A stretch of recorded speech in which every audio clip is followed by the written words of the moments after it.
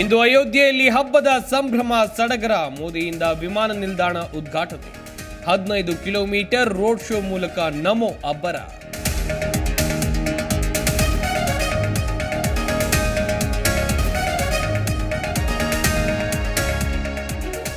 ರಾಜ್ಯದೆಲ್ಲೆಡೆ ಕಾಟೇರ ಕಮಾಲ್. ರಿಲೀಸ್ ಆದ ಕೆಲವೇ ಗಂಟೆಗಳಲ್ಲಿ ಸಿನಿಮಾ ಲೀಕ್. ಕಿಡಿಗೇಡಿಗಳಿಂದ ಟೆಲಿಗ್ರಾಂನಲ್ಲಿ ಲಿಂಕ್ ಶೇರ್.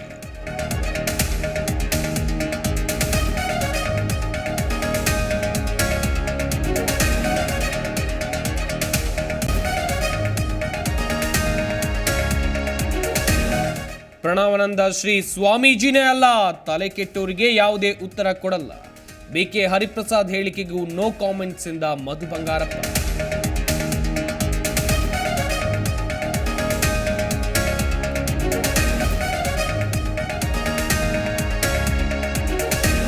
ನಾರಾಯಣಗೌಡರ ವನವಾಸ ಅಂತ್ಯಕ್ಕೆ ಆಗ್ರಹ. ಬಿಡುಗಡೆ ಮಾಡದಿದ್ರೆ ಬೆಂಗಳೂರು ಬಂದ್ ಎಚ್ಚರಿಕೆ. ಕನ್ನಡವನ್ನ ಕಡೆಗಣಿಸಿದ್ದ ಪರಭಾಷಿಗರ ಮೊಂಡುತನಕ್ಕೆ ಉತ್ತರ.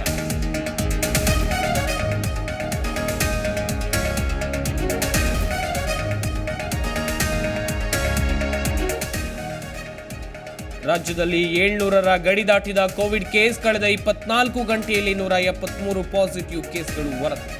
ಬೆಂಗಳೂರಿನಲ್ಲಿಂದು ಮಾರಿ ಕೊರೋನಾಗೆ 2 ಬಲಿ.